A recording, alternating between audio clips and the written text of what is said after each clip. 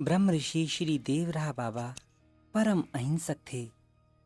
इनके सत्संग में बड़े बड़े हिंसक जीव, बड़े उग्र जीव शांत हो जाते थे। श्री बाबा के दर्शन मात्र से ही भयंकर से भयंकर हिंसक जंगली जानवर एक बच्चे की तरह शांत हो जाता था।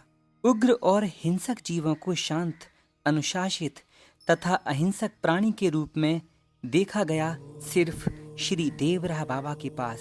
एक बार एक भैंसे ने बड़ा ही खूंखार रूप धारण कर लिया। उसने अनेक खून कर दिए, गांव के कई लोगों को मार दिया। उसकी ऐसी धृष्टता देखकर जिलाधिकारी के आदेश पर लार के थानेदार सदल बल उस भैंसे को मारने हेतु उसके पीछे पड़ गए। पुलिस की गाड़ियां उसके पीछे दौड़ने लगीं, लेकिन हित अनहित पशु पक्षी हो जाना, प्रत्येक जीव चाहे वो जानवर हो या मनुष्य, कीट हो या पतंग, अपनी मृत्यु को देख सकता है। भैंसा भागने लगा और भागते भागते श्री देवराह बाबा के मचान के नीचे पहुंच गया। ऐसा लगता था कि वह शरणागत हो गया हो। मित्रों, आपको पता है, भगवान को वश में करने का एकमात्र सबसे सरल फॉर्मूला शरणागति ही है।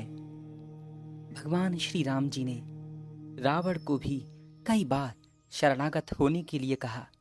यहाँ तक कह दिया, अगर रावण को कोटि विप्र लब्बध लग जाए तब भी एक बार वो मेरी शरण आ जाए, मैं उसको क्षमा कर दूंगा, मैं उसको सभी अपराधों से मुक्त कर दूंगा।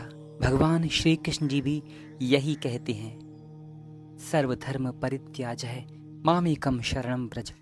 सभी धर्मों को, सभी कर्मों को मुझ परमात्मा के चरणों में अर्पण कर दो। हे अर्जुन, मैं तुझे समस्त पापों से मुक्त कर दूंगा। शरणागति ही एक ऐसा रहस्य है जो प्रत्येक भक्त को भगवान के पास पहुंचा देती है।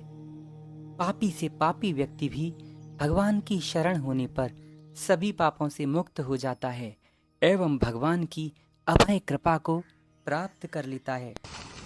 उस भैंसे ने भी वैसा ही किया।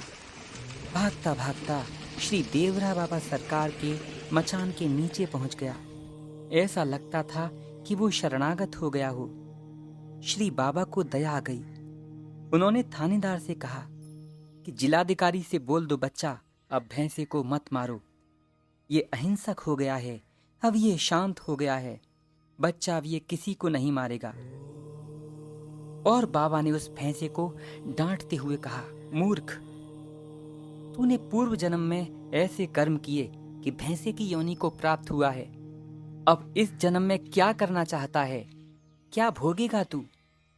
बाबा की इस डांट को भैंसा ऐसे सुन रहा था जैसे पिता की डांट को एक बच्चा चुपचाप सुनता है।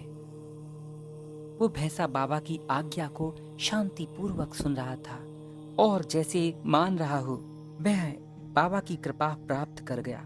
और बाबा ने उसे आज्ञा दी, बच्चा आज से तुम किसी का वध नहीं करोगे, यहाँ तक कि तुम किसी को मारोगे नहीं, चोट भी नहीं पहुंचाओगे। भैंसा शांतिपूर्वक बाबा के पास बैठा रहा। वह प्रतिदिन घूम घाम कर हमेशा जाता और शाम को मचान के निकट आकर शांतिपूर्वक बैठ जाता था।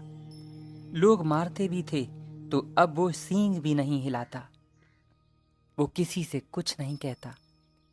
बाबा गांव वालों से बोल देते, बच्चा इसको अब मारना नहीं, इस पर मेरी दया है, ये तुम्हें कोई हानि नहीं पहुंचाएगा। बच्चा, थोड़ा थोड़ा चारा तुम लोग इसको ला कर दिया करो। अब वो भैंसा इतना अहिंसक हो गया कि गांव के बच्चे उसकी पीठ पर बैठ जाते और खेल खेला करते। वो भैंसा भी बच्चों के साथ बच्चा ही हो गया।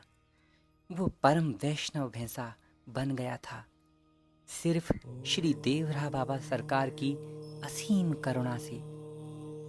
बाबा की ये लीला दर्शाती है कि कोई भी व्यक्ति जो बड़ी से बड़ी संकट में फंसा हो, लेकिन एक बार जो उनकी शरण उनके पास चला गया, उस पर बाबा की कृपा अवश्य होती है। बड़ी से बड़ी संकटों से वो सहज में ही मुक्त हो जाता है। बोलिए परम गुरुदेव श्री देवरा बाबा सरकार की जय।